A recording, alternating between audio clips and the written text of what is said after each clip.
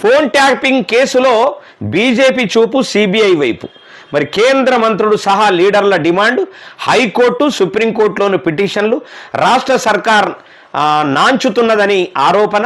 మరి సిబిఐకి అప్పగిస్తే లిక్కర్ కేసులాగే నీరు గారుస్తారని కాంగ్రెస్ కౌంటర్ అనేటటువంటిది ఒక వార్త వింటున్నాం.